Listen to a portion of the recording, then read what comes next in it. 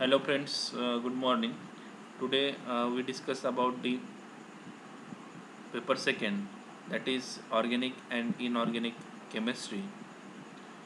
In this organic and inorganic chemistry, the organic part is taught by Professor R.P. Kedar, that is chapter number 1 to chapter number 3, and after that the chapter number 4 and 5 are taught by me.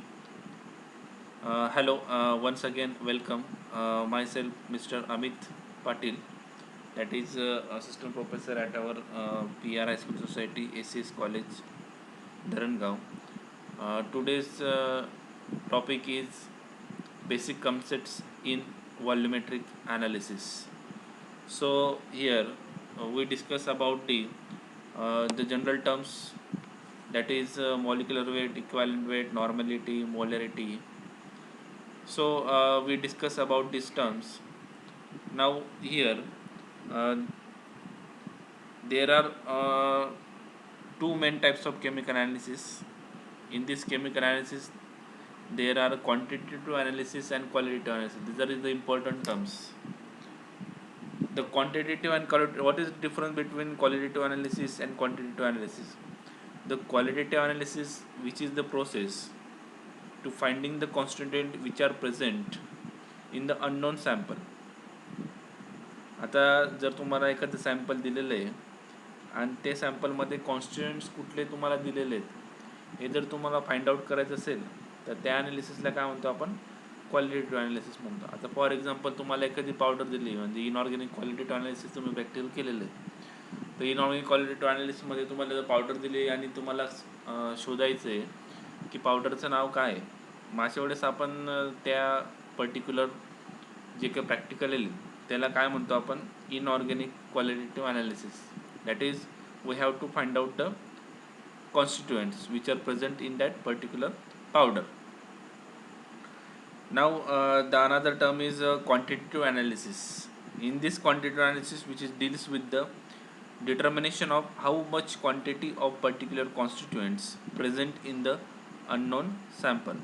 आता quantitative ॲनालिसिसमध्ये किती क्वांटिटीमध्ये particular जो sample तुम्ही involve केलेला आहे त्याचं जर तुम्हाला कॉन्सन्ट्रेशन जर एक्झॅक्ट माहिती पडलं तर तुम्हाला क्वांटिटेटिव्ह ॲनालिसिसमध्ये जी काही टर्म असेल ती इझिली तुम्हाला फाइंड आउट करता येईल.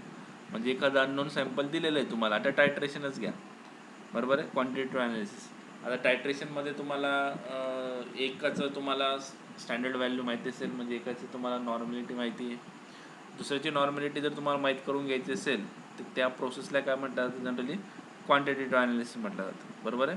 की त्या पर्टिक्युलर सोल्युशनमध्ये कॉन्स्टिट्युएंट्सचं पर्सेंटेज किती आहे, म्हणजे त्याचं कॉन्सन्ट्रेशन किती, त्याची नॉर्मॅलिटी किती, हे फाइंड आउट जर करायचं असेल तुम्हाला तर त्याला म्हणायचं जनरली क्वांटिटेटिव्ह ॲनालिसिस. मग दोघं टर्म मी सांगितलं तुम्हाला, एक क्वालिटेटिव्ह ॲनालिसिस आणि दुसरं काय क्वांटिटेटिव्ह ॲनालिसिस, बरोबर आहे. मग आता याच्यामध्ये प्रॅक्टिकल करत असताना तुम्हाला जनरली मॉलिक्युलर वेट, इक्वालंट वेट असं विचारलं जातं, बरोबर आहे. मोस्ट ऑफ टाईम तुम्ही बरोबर सांगतात, त्यावेळेस चुकीचं पण सांगतात. मग अशा वेळेस काय करायचं, तर मॉलिक्युलर वेटची एक्झॅक्ट डेफिनेशन जर तुम्हाला माहिती करायची असेल तर त्याच्याबद्दल आपण आज इथं पाहणार आहेत, किंवा ते चॅप्टर तुम्हाला इन्क्लूड केलेलं आहे FYBSCला.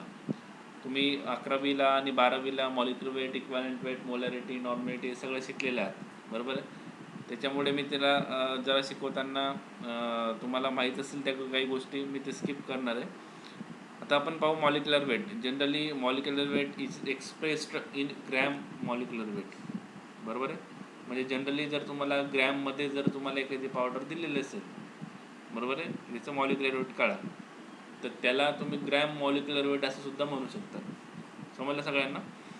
Here the calculation for molecular weight which is based on the molecular formula of compound, that is molecular weight of substance is a number which tells about how many times a molecule is heavier than hydrogen atom, बरोबर आहे. म्हणजे hydrogen ॲटमचं जर तुम्हाला molecular weight घेतला किंवा त्याचा atomic number घेतला तर 1 असतो, त्याच्यापेक्षा जास्त किती प्रमाणात आहे त्याच्यामध्ये नंबर ऑफ ॲटम्स, तर ते तुम्हाला फाइंड आउट करण्यासाठी मॉलिक्युलर वेटचं एक डेफिनेशन आहे. तर मग काय, molecular weight is equal to weight of molecule of the substance, त्या पर्टिक्युलर मॉलिक्युलचं वेट आणि weight of one hydrogen atom तिथं कॉन्स्टंट असतं. जे काही येईल ते राहील त्यांचं molecular weight of the given substance. So here the molecular weight of substance is now tells about how many times of molecule is heavier than hydrogen atom. आता याचं जर तुम्हाला एक्झाम्पल घ्यायचं राहिलं तर ऑक्सिजनचं तुम्हाला जर एक्झाम्पल दिलं तर ऑक्सिजन काय असतो, ऑक्सिजन काय 32 टाइम्स काय हेवियर दॅन हायड्रोजन आहे. का तर 32 म्हणजे काय त्याचं ॲटॉमिक काय आलं, वेट आलं, बरोबर आहे. मग त्याचं जर तुम्हाला 32 येत असेल तर तो काय झाला, हायड्रोजनपेक्षा किती टाईम तो मॉलिक्यूल जो आहे तो हार्डर आहे, तर 32 टाइम्स काय हेवियर आहे, बरोबर. हेंड्स इट्स मॉलिक्युलर वेट 32, त्याच्यामुळे तिचं मॉलिक्युलर वेट काय आलं 32 आलं. मग molecular weight is equal to, जर आपण वेट ऑफ मॉलिक्युल जर घेतलं सबस्टन्स ऑक्सिजनचं आता जर घेतलं तर इथं 32 लिहिणार आणि वेट ऑफ वन हायड्रोजनचं 1 येतं, म्हणजे खाली काय होतं molecular weight is equal to काय आलं 32 आलं, कोणाचं, ऑक्सिजनचं, बरोबर आहे. म्हणजे अशा पद्धतीने तुम्हाला मॉलिक्युलर वेट काय करता येईल, फाइंड आउट करता येईल. कशाच्या बेसवर, हायड्रोजनच्या बेसवर. जर तुम्ही कार्बन घेतलं, कार्बन काय असतो 12, मग इथं वेट ऑफ द मॉलिक्यूल काय येईल 12, 12 भागिले हायड्रोजन किती 1, म्हणजे 12 टाइम्स कार्बनपेक्षा काय, सॉरी हायड्रोजनपेक्षा काय कार्बन हा हेवियर किती टाइम्स 12 टाइम्स, की त्याचं काय आहे ॲटॉमिक वेट आहे, बरोबर आहे. म्हणून इथं काय म्हटलेलं आहे, weight of the molecule of the substance म्हणजे काय ॲटॉमिक वेट, आणि weight of the one hydrogen atom म्हणजे काय येईल त्याचं ॲटॉमिक वेट किती आलं, दोघांचं 1, वरच्याचं कार्बनचं एक्झाम्पल घेतलं तर येईल 12 येईल, म्हणजे इज इक्वल टू काय आलं 12 भागिले 1 किती आलं 12 आलं. म्हणजे अशा पद्धतीने तुम्ही कार्बनचं, नायट्रोजनचं, ऑक्सिजनचं, सल्फरचं, फॉस्फरसचं, नंतर मग बेरियम, नंतर एस ब्लॉकमध्ये हायड्रोजन, बेरियम, मॅग्नेशियम, कॅल्शियम, असं सगळ्यांचं मॉलिक्युलर तुम्ही काय करू शकता त्याच्यामध्ये डिटरमाइन करू शकता. समजलं सगळ्यांना. मॉलिक्युलर वेटची टर्म तुम्हाला पुन्हा एक वेळा सांगतो, weight of the molecule of the substance that is atomic weight divided by weight of the one hydrogen atom that is atomic weight of the hydrogen atom.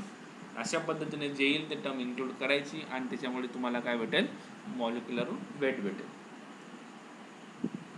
आता पाहू आपण फॉर्म्युला वेट. आता formula weight आणि molecular weight जवळजवळ काय सारखंच आहे, this similar concept आहे. The formula weight of the substance is the sum of atomic weight of all atoms in the chemical formula of the substance. म्हणजे जे काही तुम्हाला पर्टिक्युलर सबस्टन्स तुम्हाला दिलेला आहे, बरोबर आहे. फॉर एक्झाम्पल मला NaCl दिलेला आहे, सोडियम क्लोराईड, तर त्याच्यामध्ये काय येईल, जेवढे पण ॲटम्स असतील त्यांच्या ॲटॉमिक वेटची बेरीज करा, तुम्हाला काय भेटेल, फॉर्म्युला वेट भेटेल. म्हणून तिथं काय म्हटलं आहे, the sum of atomic weight of all atoms in that particular substance. मग NaCl मध्ये 2 ॲटम आहे, Na वेगळा आणि Cl वेगळा, बरोबर. FeSO4 घेतला, फेरसल्फेट आहे 2 ॲटम आहे, Fe वेगळा आहे, SO4 वेगळा. मग molar mass is also use in a place of formula weight. Molar मासच्या ऐवजी तुम्ही फॉर्म्युला वेट सुद्धा त्याला म्हणू शकतात. मग आता त्याचं तुम्हाला एक एक्झाम्पल देऊ आपण. Calculate the formula weight of sodium chloride. म्हणजे तुम्ही जर NaCl जर घेतला तर NaCl मध्ये कसं येईल, मग आता सेटअप करू आपण. सेटअप करताना फॉर्म्युला वेट ऑफ NaCl कसा आला, सोडियम काय आला, एकच ॲटम आहे, बरोबर आहे, म्हणून इथं 1 लिहिला मी, इंटू 23. मग आता याचं ॲटॉमिक वेट किती आहे सोडियमचं, 1123, खाली 11 आहे ॲटॉमिक नंबर आणि ॲटॉमिक वेट किती 23 आहे, म्हणून मी फॉर्म्युला वेट काय लिहिलं इथं 23 लिहिलं, म्हणजे त्याचं ॲटॉमिक वेट लिहिलं 23 गुणिले 1 काय आलं 23, बरोबर आहे. क्लोरीन पण एकच आहे, 1 × 30.5 ॲटॉमिक वेट पा क्लोरीनचं 35.5 आहे, बरोबर आहे. 35.5 आणि एक तर काय आलं 23, 58.5. Formula weight of FeSO4. आता फॉर्म्युला वेट ऑफ FeSO4 मध्ये तुम्हाला काय पाहू, Feचं ॲटॉमिक वेट किती 55.85. नंतर जर सल्फरचं वेट पाहिलं तुम्ही तर काय आलं 32.066. आणि ते झाल्यानंतर जर ऑक्सिजनचं जर ॲटॉमिक वेट जर पाहिलं तर 16. आता हे 4 मॉलिक्युल ऑक्सिजन, म्हणून इथं काय लागेल 4ला मल्टिप्लाय करायला लागेल, 4 × 64. सगळ्यांची जर तुम्ही बेरीज केली तुम्हाला काय भेटेल, 154.916 ग्रॅम पर मोल. फॉर्म्युला वेट कशामध्ये मेजर केला जातं, ग्रॅम पर मोलमध्ये मेजर केलं असतं. अशा पद्धतीने तुम्हाला फॉर्म्युला वेट हा कॅल्क्युलेट करता येईल. कोणताही ॲटम तुम्हाला दिला, NaCl घ्या, FeSO4 घ्या, कॉपर सल्फेट घ्या, कोणताही कॉम्प्लेक्स घ्या, त्याच्यामध्ये जेवढे ॲटम असतील त्यांच्या ॲटॉमिक वेटची काय करायची, बेरीज करायची. जे काय येईल ते काय तुमचं formula weight of that particular compound. आता फॉर्म्युला वेट झाल्यानंतर काय येतं पुढे, इक्वालंट वेट येतं. बरोबर आहे. मग आता जनरली इक्वालंट वेट काय असतं, it is a weight of the substance in ग्रॅम्समध्ये मेजर केला तर equivalent weight that will produce 1 mole of reacting unit which take parts in the reactor. आता एक युनिट रिॲक्ट होत असेल पर्टिक्युलर रिॲक्शनमध्ये, मग तो 1 मोल पर्टिक्युलर कंपाऊंड रिॲक्ट होण्याकरता जेवढं काही ग्रॅम लागत असेल that is gram weight, that is equivalent weight. म्हणजेच कसं, the equivalent weight of gram that will produce 1 mole of reacting unit which take part in the reaction. This is the repeated sentence. So here the equivalent weight is equal to what, the formula weight divided by number of reacting unit. Number of reacting unit म्हणजे काय, किती मोलची ती reaction आहे, that is called age what, number of reacting unit. 1 mole, 2 मोल, 3 मोल, 4 मोल, 5 mole. बरोबर आहे. फॉर्म्युला वेट, त्याचं formula equivalent weight is equal to formula weight. Formula weight म्हणजेच काय, त्याचं molecular weight, molar mass. Molar mass किती आहे पर्टिक्युलर कंपाऊंडचं, नंबर ऑफ रिॲक्टिंग युनिट किती आहे, त्याच्यावरून तुम्हाला इक्वॅलंट वेट इझिली काढता येईल. म्हणजे equivalent weight is equal to molecular weight divided by acidity or basicity असं म्हणतो आपण. ॲसिडिटी ऑर बेसिसिटी म्हणजे काय, number of replaceable H+ ion, number of replaceable OH- ion. म्हणजे पर्टिक्युलर रिॲक्शनमध्ये नंबर ऑफ H+ आयन किती आहे त्याच्यावरून इथं नंबर ठरत असतात. म्हणजे एक हायड्रोजन असेल तुमच्या रिॲक्शनमध्ये तर इथं 1 येईल. तुमच्या रिॲक्शनमध्ये एक OH- असेल तर इथं काही OH येईल. बरोबर आहे. 2 H असेल तर इथं काही नंबर ऑफ रिॲक्टिव्ह युनिट्स 2 येतील. फॉर्म्युला वेट जे काय असेल ते. याच्यावरचे एक्झाम्पल आपण बघणार आहे. आता याच्यामध्ये सगळ्यात पहिले calculation of equivalent weight of acid पाहू. आता इक्वॅलंट वेट ऑफ ॲसिड पाहत असताना 1 gram equivalent mass of acid is that mass each which contains 1 gram equivalent mass of replaceable hydrogen atoms. बरोबर आहे. म्हणजे याच्यामध्ये इक्वॅलंट मास जेवढं असेल ॲसिडचं तेवढेच नंबर ऑफ रिप्लेसेबल आयन्स काय असतील त्याच्यावर डिपेंड असतील. बरोबर आहे. म्हणजे आता काय केलं मग, equivalent weight of equivalent mass of an acid is equal to what, that is molecular mass of acid divided by number of replaceable hydrogen atoms. म्हणजे ॲसिडला काय येईल, number of replaceable hydrogen atom. बेसला काय येईल, number of replaceable OH- atom. बरोबर आहे. मग आता याच्यामध्ये काय येईल, the equivalent mass of an acid depends upon the replaceable hydrogen atom. आता इक्वॅलंट वेट ॲसिडचं तुम्हाला जर काढायला सांगितलं तर तुम्ही सगळ्यात पहिले काय पाहणार, नंबर ऑफ H+ आयन पाहणार. बरोबर आहे. नंबर ऑफ H+ आयन जे काय असतील तेवढे त्यांचे काय असतात, number of replaceable hydrogen atom. बरोबर आहे. आता मॉलिक्युलर मास ऑफ HCl जर बघितलं आपण, त्याच्यामध्ये हायड्रोजनचं मास हे 1 आहे, ॲटॉमिक वेट मास म्हणजे. आणि क्लोरीनचं किती आहे, 35.5. 1 + 30.5 किती आलं, 36.5. म्हणजे अशा पद्धतीने मॉलिक्युलर मास किती आलं HClचं, 36.5. बरोबर आहे. एकदाचं मॉलिक्युलर मास निघालं ॲसिडचं, मग इथं तुम्ही टाकणार 36.5. हे पहा, मॉलिक्युलर मास ऑफ ॲसिड किती आहे, 36.5. इथं काही number of replaceable hydrogen atom. आता इथं HClमध्ये हायड्रोजन किती आहे बाळांनो, हायड्रोजन 1 आहे. म्हणून 36.5 डिवाइडेड काय आलं, 1. म्हणून इथं किती आहे तुमचं, 36.5. म्हणजे आता जर HCl घेतला तर किती आलं मग तुमचं, इक्वॅलंट मास ऑफ HCl किती आलं, 36.5. तसंच जर तुम्ही H2SO4 जर काढायला विचारलं, म्हणजे HClच्या जागेवर जर H2SO4 जर असेल तुम्हाला दिलेला, तर कसं येईल, H2 म्हणजे तिथं 2 येतील. बरोबर आहे. आणि Cl किती येतील इथं, H2SO4 मध्ये सल्फरचा येईल आणि ऑक्सिजनचा येईल. सल्फरचा किती आला H2SO4 मध्ये, सल्फरचा येईल 32 आणि ऑक्सिजनचे किती आला, 64 आला. पुस्तकात दिलेलं आहे ते. तिघांची बेरीज करा, 98 येईल. आणि त्याच्यात number of replaceable hydrogen atom किती आहे किंवा नंबर ऑफ रिॲक्टिंग युनिट्स किती आहे हायड्रोजनचे ते तुम्हाला पाहावं लागेल. बरोबर आहे. मग अशा पद्धतीने ते करत असताना, just a minute, wait for 1 minute.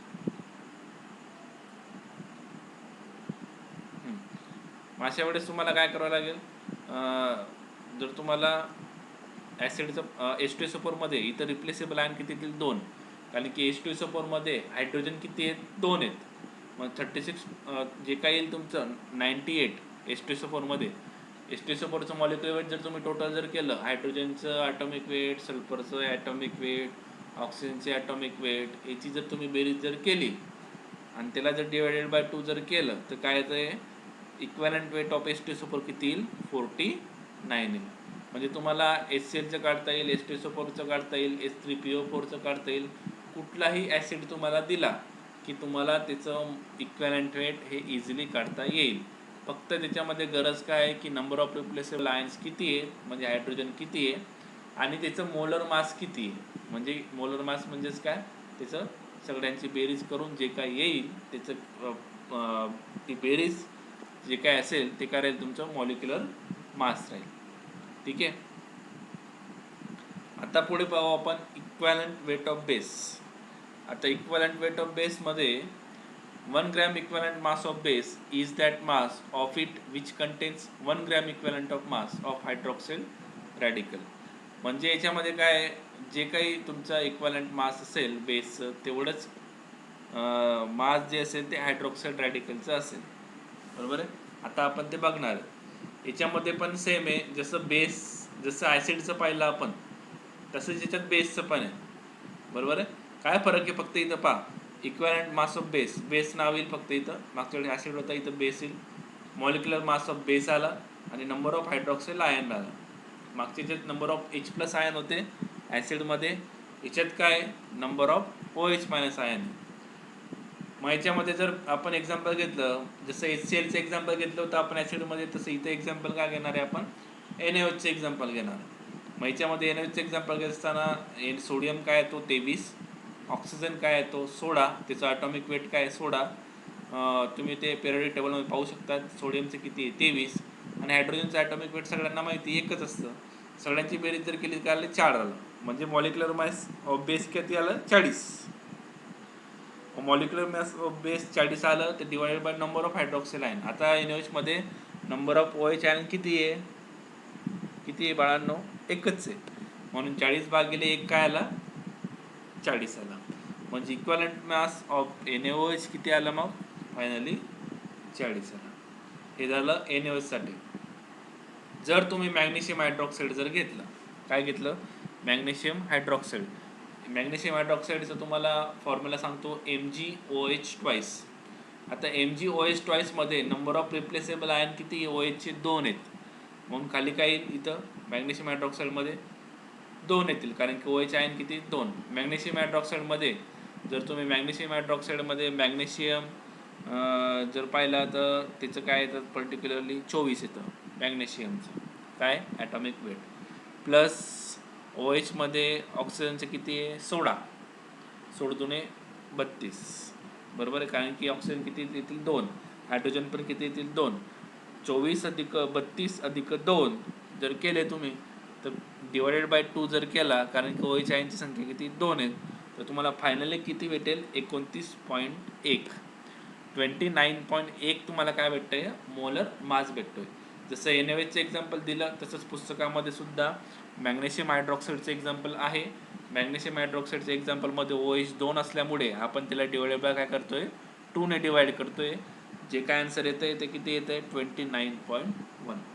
अशा पद्धतीने इक्वॅलंट वेट ऑफ बेस तुम्हाला काय करता येईल कॅल्क्युलेट करता येईल. बरोबर आहे. Equivalent weight of oxidising agent. आता याच्यामध्ये आपण पाहू ऑक्सिडायझिंग एजंट आणि रिड्युसिंग एजंट. याच्यामध्ये ऑक्सिडायझिंग एजंटचं इक्वॅलंट वेट कसं काढलं जातं आणि रिड्युसिंग एजंटचं इक्वॅलंट वेट कसं केलं जातं ते पाहू. Generally an oxidising agent acts as a electron pair acceptor. आता एक समजून घ्या तुम्ही आधी की ऑक्सिडायझिंग एजंट एक असतात इलेक्ट्रॉन ॲक्सेप्ट करतात. बरोबर आहे, म्हणजे स्वतः गेन करतात, म्हणजे स्वतःकडे अट्रॅक्ट करतात, म्हणून त्याला काय म्हटलं आहे इलेक्ट्रॉन ॲक्सेप्टर म्हटलं आहे. म्हणजे जे इलेक्ट्रॉन ॲक्सेप्टर असतात त्याला काय म्हणतात ऑक्सिडायझिंग एजंट म्हणतात. That is called as what electron acceptor म्हणतात. बरोबर आहे. मग आता याच्यामध्ये जर तुम्ही पाहिलं इक्वॅलंट वेट जर काढायचं असेल तुम्ही ऑक्सिडायझिंग एजंट, तर तुम्हाला काय माहिती पाहिजे, पहिले फॉर्म्युला वेट माहिती पाहिजे. म्हणजे त्या पर्टिक्युलर कंपाऊंडचा तुम्हाला मॉलिक्युलर वेट किती आहे ते माहिती पाहिजे, बरोबर आहे. आणि नंबर ऑफ इलेक्ट्रॉन्स गेन, म्हणजे किती इलेक्ट्रॉन गेन करतोय, एक गेन करतोय की 2 इलेक्ट्रॉन गेन करतोय की 3 इलेक्ट्रॉन गेन करतोय, हे तुम्हाला माहिती पाहिजे. म्हणजे फॉर्म्युला वेट हे पण महत्त्वाचं आहे, नंबर ऑफ इलेक्ट्रॉन्स गेन किती करतोय ते पण महत्त्वाचं आहे. मग आता पाहू आपण एक रिॲक्शन दिली आहे क्लोरीनची, बरोबर आहे. आता क्लोरीनमध्ये जर तुम्हाला क्लोरीनचं जर तुम्हाला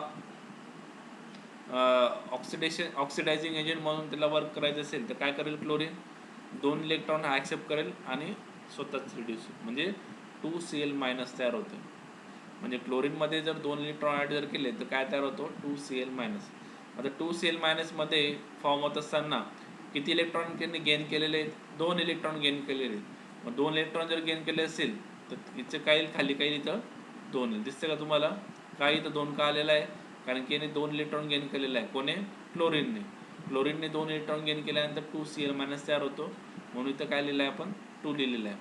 मग फॉर्म्युला वेट काय 71, म्हणजे क्लोरीनचा जर तुम्ही पाहिलं 35.5 अधिक 35.5, जर तुम्ही दोघांची बेरीज जर केली 35.5 काय क्लोरीनचं ॲटॉमिक वेट आहे.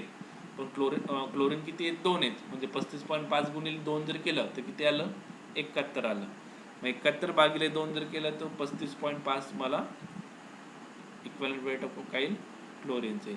इक्वॅलंट वेट ऑफ क्लोरीन हे काढणं डिफिकल्ट कसं आहे, कारण की इक्वॅलंट वेट ऑफ क्लोरीन कशावरून डिटरमाइन केलं जातं, तर नंबर ऑफ इलेक्ट्रॉन्स गेन. का, तर क्लोरीन काय आहे, ऑक्सिडायझिंग एजंट आहे, बरोबर आहे. ऑक्सिडायझिंग एजंट आहे म्हणून काय येते 35.5 येतं आहे. समजलं सगळ्यांना. ऑक्सिडायझिंग एजंट जे असतात त्यांचे या पद्धतीने काय करायचं, तुम्ही इक्वॅलंट वेट काढायचं आहे. आता पाहू equivalent weight of reducing agent, बरोबर आहे. मग equivalent weight of reducing agent काढत असताना and reducing agent it's as an electron donor. आता हे पहा, याच्यामध्ये ऑक्सिडायझिंग एजंटमध्ये इलेक्ट्रॉन ॲक्सेप्टर होता, रिड्युसिंग एजंटमध्ये काय इलेक्ट्रॉन काय डोनेट करेल, म्हणजे दुसऱ्याला तो देईल, म्हणजे लूज करेल, बरोबर आहे. म्हणून त्याला काय म्हटलंय, which loose 1 or more electrons. मग आता याच्यात 1 or more इलेक्ट्रॉन लूज होत आहेत, म्हणून याच्यावर काय आलं, equivalent weight of reducing agent is equal to formula weight divided by number of electron lost. Formula number of electron lost म्हणजे काय, नंबर ऑफ इलेक्ट्रॉन लूज म्हटलं ना आपण रिड्युसिंग एजंटला, म्हणून इथं किती येते, नंबर ऑफ इलेक्ट्रॉन लॉस, म्हणजे किती इलेक्ट्रॉन बाहेर पडताय रिॲक्शन करत असताना ते तुम्हाला पाहिजे. मग ऑक्झॅलिक ॲसिड घ्या. ऑक्झॅलिक ॲसिडचं जर तुम्ही ऑक्सिडेशन जर केलं तर काय भेटतो, H2O आणि CO2. आता याच्यामुळे तुम्हाला समजणार नाही, मग त्याच्यासाठी काय केलं, फोड केलेली आहे, H2ची वेगळी फोड केली आणि ऑक्झॅलिक 2- वेगळी फोड केलेली आहे. मग ऑक्झॅलिक ॲसिड 2- हा C2O4 म्हणजे काय, ऑक्झॅलिक ग्रुप आहे, हा 2- आला. याचं जर तुम्ही त्याच्यात तुम्हाला आयनायझेशन जर करायचं असेल, बरोबर आहे, किंवा मग रिॲक्शन करायचं असेल तर मी रिॲक्शनमध्ये काय होतं, जनरली ऑक्सिडेशन होतं आहे, पण त्याला काय म्हणतो आपण, रिड्युसिंग एजंट म्हणतो. म्हणजेच काय, रिड्युसिंग एजंट म्हणजे काय, हा 2 इलेक्ट्रॉन लॉस करतो आहे, बरोबर. रिड्युसिंग एजंट म्हणजेच ऑक्सिडेशन आणि ऑक्सिडायझिंग एजंट म्हणजेच रिडक्शन, दोघं वेगवेगळ्या कन्सेप्ट आहे, ठीक आहे. तुम्ही याच्यात फक्त एवढं लक्षात ठेवा, रिड्युसिंग एजंट म्हणजे काय, जनरली इलेक्ट्रॉन लूज होतो आहे. पाहिजे किती इलेक्ट्रॉन लूज होत आहेत, मग 2 इलेक्ट्रॉन लूज होत आहेत, CO2 गॅस आणि 2 इलेक्ट्रॉन लूज होत आहेत, बरोबर आहे. 2 इलेक्ट्रॉन लूज होत आहेत म्हणून इथं किती येतं आहे, 2. आणि ऑक्झॅलिक ॲसिडचा जर तुम्हाला वेट काढायचं असेल तर H2चे 2 मॉलिक्युल आहेत, कार्बनचे 2 आहे, ऑक्सिजनचे 4 आहेत, म्हणजे 16 चौक 64 64 आणि हे 16 दुणे 32 64 32 आणि हे 2, म्हणजे अशा पद्धतीने 126 तुम्हाला काय भेटेल, फॉर्म्युला वेट भेटेल ऑक्झॅलिक ॲसिडचं, बरोबर आहे. आता ऑक्झॅलिक ॲसिडमध्ये 2 तुम्हाला काय दिसत आहेत, आयन्स लॉस झालेले दिसत आहेत, बरोबर आहे. इथं 2 आयन लॉस झाले म्हणून इथं काय लिहिलं मी, 2 लिहिलेलं आहे. नंबर ऑफ किती आला मग ते 63.03. म्हणजे अशा पद्धतीने आपण equivalent weight of reducing agent काढून पाहिलं, equivalent weight of oxidising agent काढून पाहिलं, बरोबर आहे. इक्वॅलंट वेट ऑफ बेस काढून पाहिलं, इक्वॅलंट वेट ऑफ ॲसिड काढून पाहिलं, ठीक आहे. म्हणजे इक्वॅलंट वेट ॲसिड, नंतर बेस, नंतर ऑक्सिडायझिंग एजंट आणि नंतर रिड्युसिंग एजंट आपण आज पाहिलेलं आहे, बरोबर आहे. बाकी राहिलेले जे चॅप्टरमध्ये ते आपण पुढच्या लेक्चरला घेऊ. थँक्यू.